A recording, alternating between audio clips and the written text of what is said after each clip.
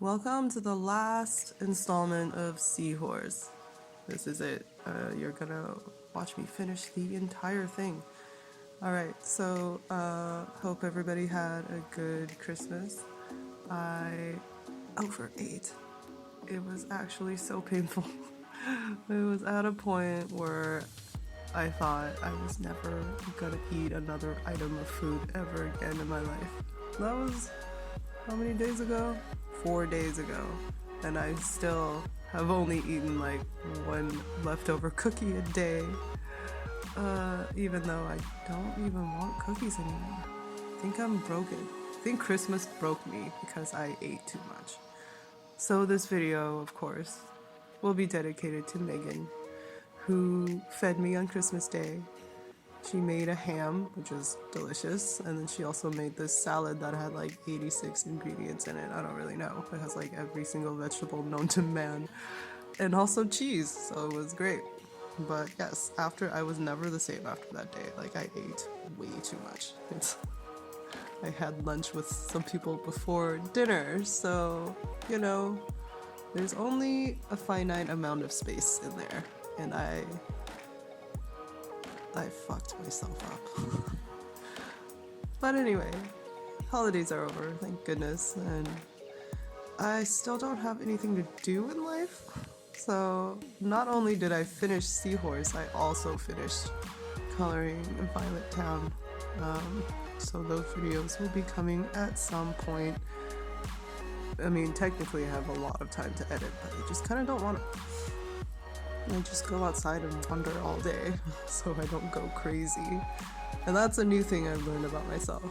Like, the maximum time I can spend indoors, like sitting around and not doing anything, is about 5 or 6 hours. And then I start to pace, and then I just get really sad if I don't go outside. Yeah, I feel like a dog or something. Like, you have to walk me. Alright, anyway, back to the Seahorse. So, a lot of this video is just me filling in little spaces that I neglected to do earlier because I looked at them and I was like, man, these are annoying. Because look how tiny those little slivers of shell are.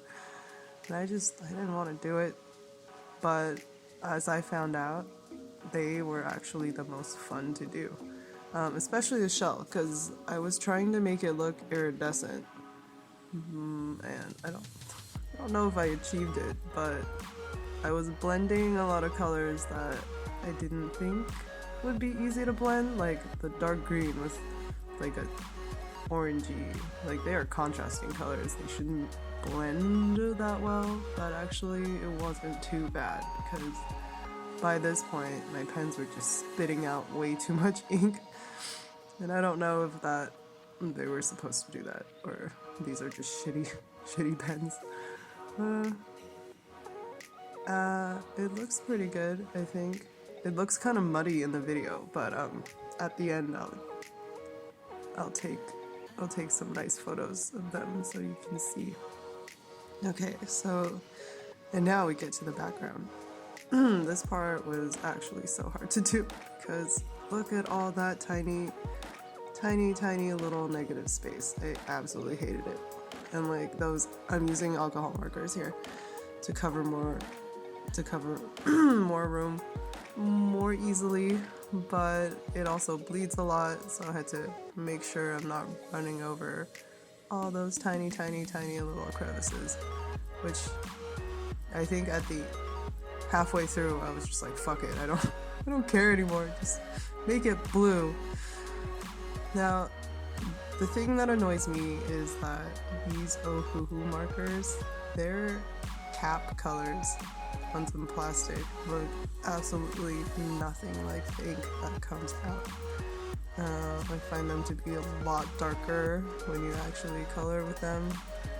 So there is no light, oh, look at me, covering over that mistake.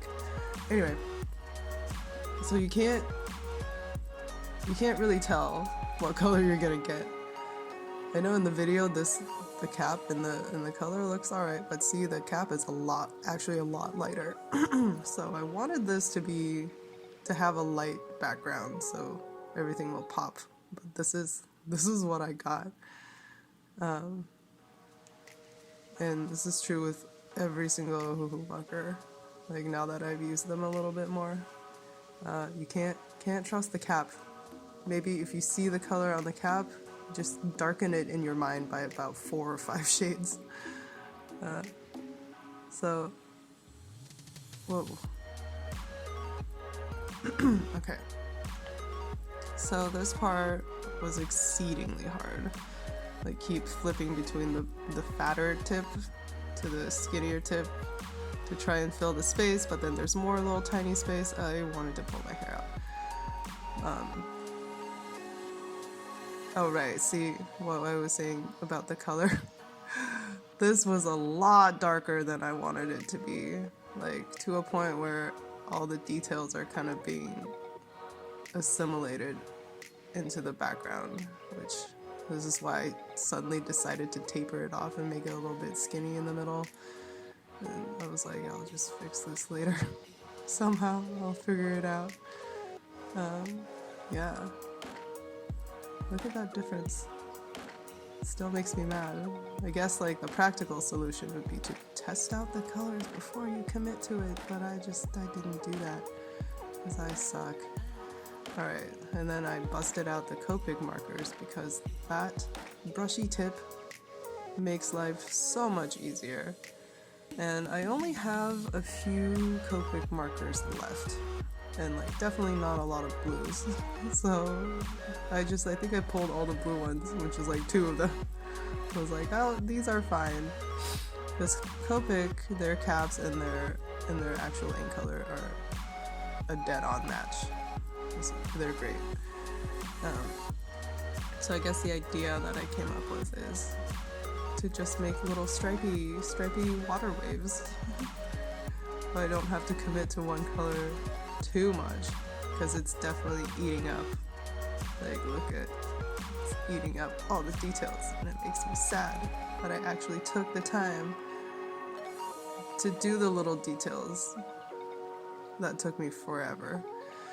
Anyway, so this blue right here, the light baby aqua teal blue, is my favorite. I should have colored more chunks of this picture with it.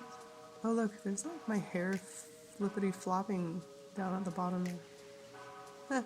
Anyway, yeah, I should have done more with the light background, because this was not how I envisioned how it would turn out. But you know, it's fine. Next time I will know that Ohuhu markers do not come in light shades. They are all various shades of dark and very saturated colors. So that's gonna be a problem. Maybe I need more markers. Yeah, no, actually getting more markers is not the solution. I don't have enough room for more markers, and that's just dumb. And Christmas is already gone and I didn't ask for markers, so yeah. It's too late. That ship has sailed. So I would recommend, if you have Copic, if you have a choice of Copic and Ohuhu, Copic is really the way to go.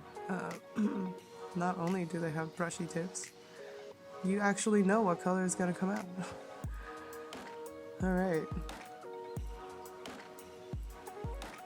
So, yeah, coloring the background took way longer than I expected it to be, and like way more going over it than I expected to be, because blending is great for small areas, but when you have a large area, it doesn't blend very well because it dries before you can get to it.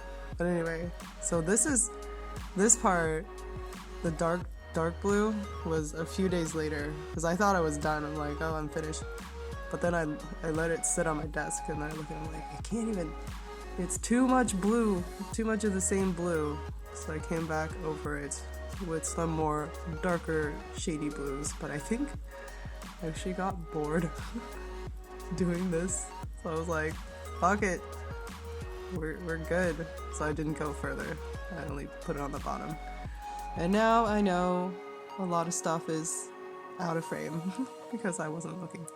But to make things pop a little bit more and not just like dead ass blue space, I got a white gel pen and just made little squiggly lines around the seahorse. There's also bubbles on top, but it's also cut off because I'm great at this camera stuff, as you can see. Yeah, this is my finished seahorse. I try to like tilt it so you can see the glitter, but it's not really showing. And first project complete. Hey yo!